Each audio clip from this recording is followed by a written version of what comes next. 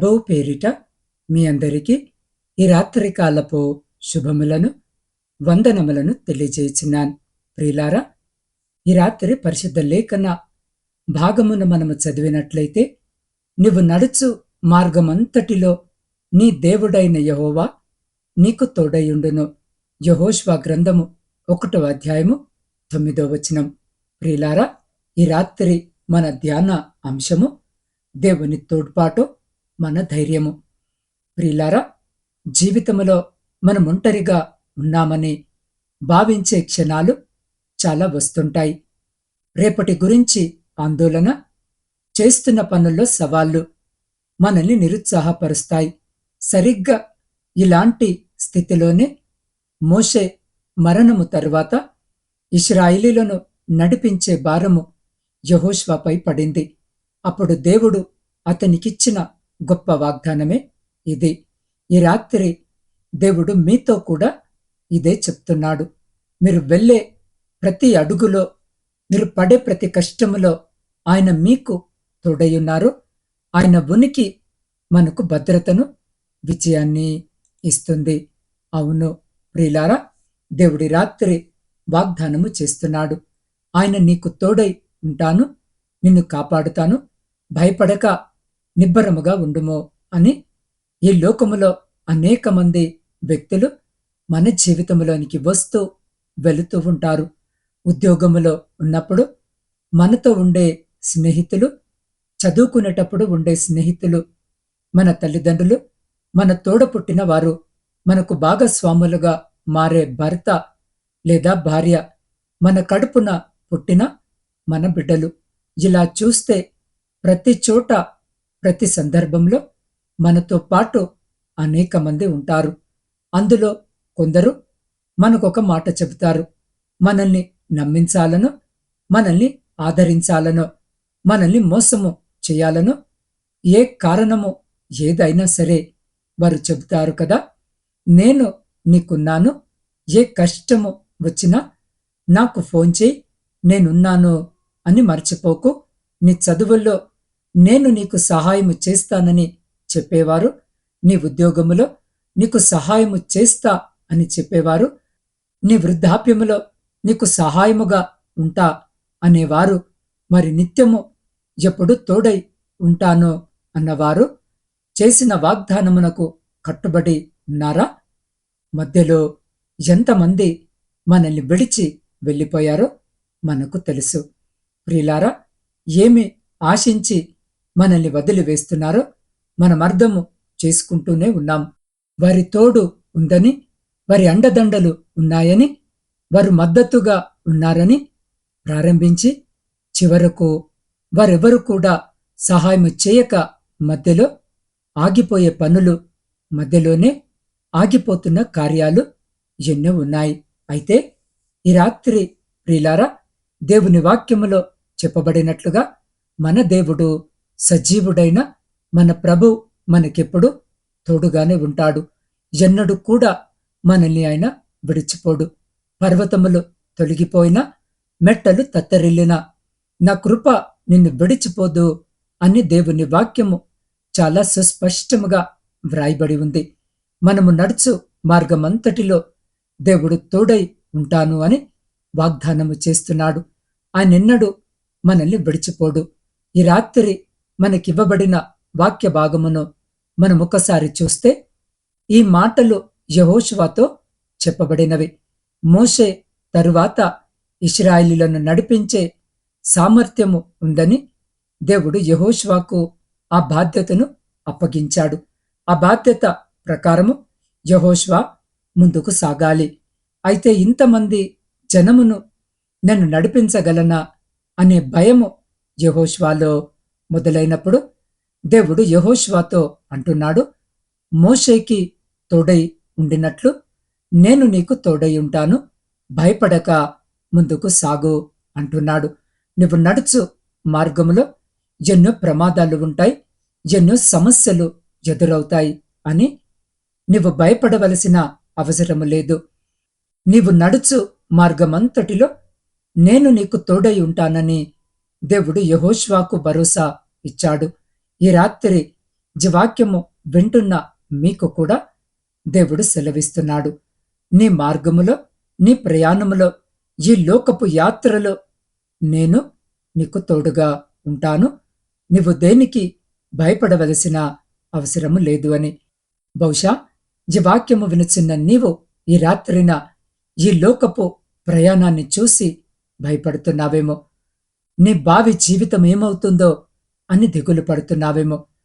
నీవు ప్రారంభించబోయే వ్యాపారము, నువ్వు వెళ్ళబోయే నీ ఉద్యోగము, నీ వివాహ జీవితము, నీ చదువు ఎలా ఉండబోతుందో, నా వలన అవుతుందో కాదో, నేను ఎదగగలనో లేదో, నేను రాణించగలనో లేదో, నేను ఇమిడిపోగలనో లేదో అనే కలువరము నీలో ఉందేమో. ప్రియ సహోదరి, సహోదరులారా, దేవుడు ఈ రాత్రిన నీతోనే మాట్లాడుతున్నాడు. ఏమని అంటే, నువ్వు నడుస్తున్నా, నువ్వు చేయబోతున్నా, నువ్వు ప్రారంభించబోతున్నా నీ ప్రతి కార్యములో దేవుడు నీకు తోడుగా ఉంటానని. కాబట్టి భయపడక, రెండో ఆలోచన లేక ముందుకు వెళ్ళు. రాబోతున్న సమస్యను చూసి ముందే భయపడకు. యెహోషువ కూడా అంతే. మొదట భయపడ్డాడు, కాని దేవుడి నడిపింపు ద్వారా మొదటగా వచ్చినటువంటి సమస్యనే యెరికో ప్రాంతాన్ని జయించగలిగాడు. బలమైన యెరికో గోడలు కూలిపోయేలా చేసి వారిని ఓడించేలా యెహోషువను దేవుడు మార్చాడు. ఈ రాత్రిన ప్రియ సహోదరి, సహోదరుడా, నీ శక్తి, నీ బలము తక్కువై ఉండొచ్చు, కాని దేవుని బలము, ఆయన శక్తి గొప్పదని జ్ఞాపకము చేసుకో.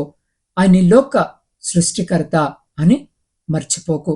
అటువంటి సర్వశక్తి గల ప్రభు ఈ రాత్రి నీతో ఉంటాను, నీకు తోడుంటాను అని వాగ్దానము చేస్తున్నాడు. కాబట్టి ప్రియ సహోదరి, సహోదరుడా, విశ్వాసముతో ముందుకు కదులు. ఎటువంటి ప్రతికూల పరిస్థితులైనా, ఎటువంటి కఠినమైన మనుషులైనా, ఎటువంటి శోధనలైనా, ఎటువంటి భయంకరమైన పరిస్థితులైనా, ప్రియ సహోదరి, సహోదరుడా, నీవు దేవుని యొక్క సహాయము వలన ఎదుర్కొనగలవు అని విశ్వసించు. దేవుని సన్నిధి నీకు తోడై ఉన్నదని దృఢమైన నమ్మిక కలిగి నీ ప్రయాణాన్ని, నీ పనిని, నీ యొక్క ప్రయత్నాలన్నిటినీ, నీ యొక్క జీవితాన్ని ప్రారంభించు. విజయము నీదే అవుతుంది. కాబట్టి ప్రియ సహోదరి, సహోదరుడా, ఈ రాత్రి మీరు నిద్రపోయే ముందు ఒక విషయాన్ని గుర్తుంచుకోండి. మీరు నడుస్తున్న మార్గము కఠినముగా ఉండొచ్చు, కానీ ఆ మార్గములో మీరు ఒంటరి వారు కాదు. సృష్టికర్త అయిన దేవుడు మీకు అండగా ఉన్నారు. కాబట్టి భయము వద్దు, దిగులు వద్దు. ఆయన హస్తము మిమ్మల్ని నడిపిస్తుంది.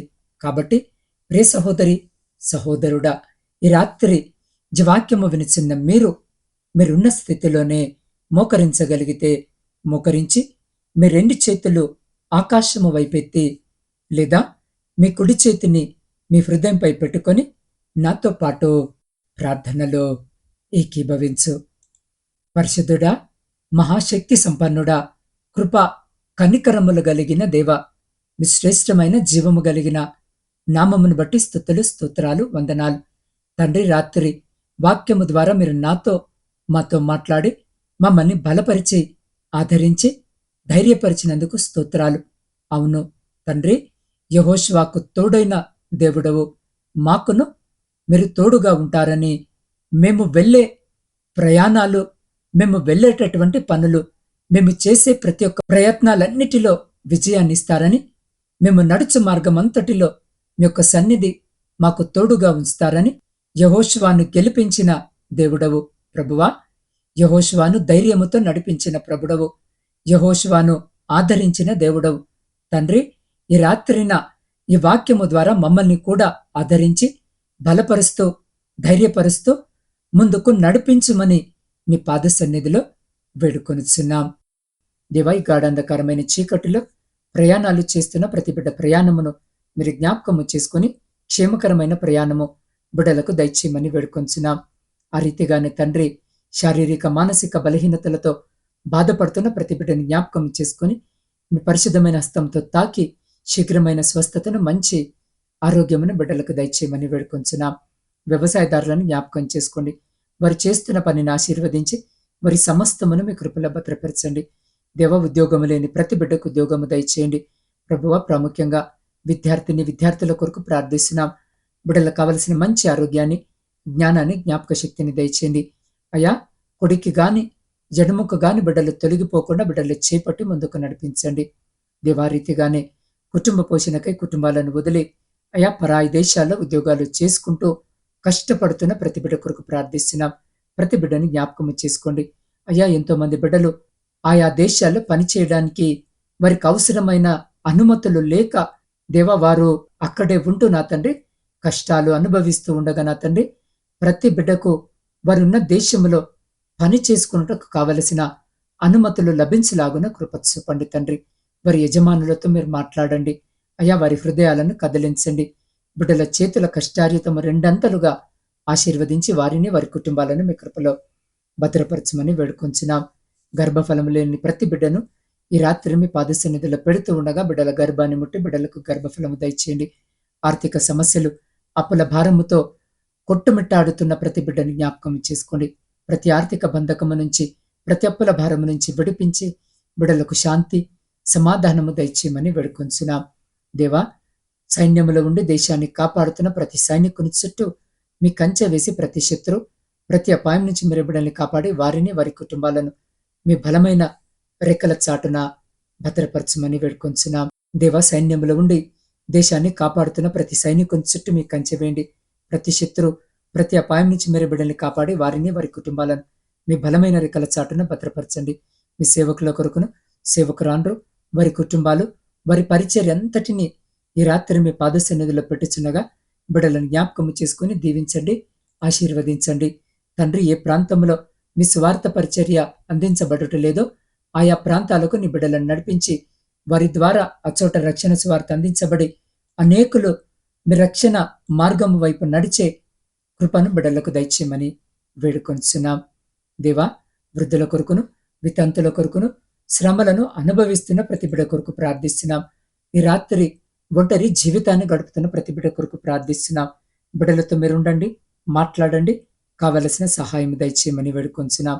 దేవ, ప్రాముఖ్యముగా సొంత గృహాల కొరకు ఆశ కలిగి మీ వైపు చూస్తున్న ప్రతి బిడ్డ కోరికను తీర్చండి. దేవ, ప్రపంచంలో శాంతిని, సమాధానాన్ని కలిగించి విడిపోయిన విచ్ఛిన్నమైన ప్రతి కుటుంబాన్ని తిరిగి కట్టుమని వేడుకొంచున్నాం. దేవ, ప్రాముఖ్యంగా ఈ రాత్రి నాత్మీయ కుటుంబ సభ్యులందరినీ మీ పరిశుద్ధ పాదాల చెంత పెడుతూ ఉండగా ప్రతి బిడ్డను మీరు స్వీకరించి వారి ప్రతి న్యాయమైన కోరికను మీరు ఆలకించి అంగీకరించి వారి ప్రతి న్యాయమైన కోరికకు మీరు జవాబును దయచేయమని వేడుకొంచున్నాం. అయా, ఈ గాఢాంధకారమైన చీకటిలో మేము నిద్రిస్తూ ఉండగా మా గృహాల చుట్టూను, మాత్మీయుల గృహాల చుట్టూను, మా ఇరుగు పొరుగు వారి గృహాల చుట్టూను మీ అగ్ని కంచె వేసి ప్రతి బిడ్డను మీ దేవదూతల రెక్కల చాటున భద్రపరిచి ప్రతి అంధకార సంబంధమైన శక్తులన్నిటి నుండి మీరే సంరక్షించి కాపాడి మీ చిత్తమైతే, మీరాకడ ఆలస్యమైతే అల్పులమైన మమ్మలను మరొక శ్రేష్టమైన నూతన దినములోనికి ప్రవేశింపజేయమని మా రక్షకుడును మీ ప్రియకుమారుడైన యేసు క్రీస్తు సర్వ సమృద్ధి కలిగిన నామమున ప్రార్థించి స్తుతించి అడిగి పొందుకొని ఉన్నాము తండ్రి. ఆమెన్.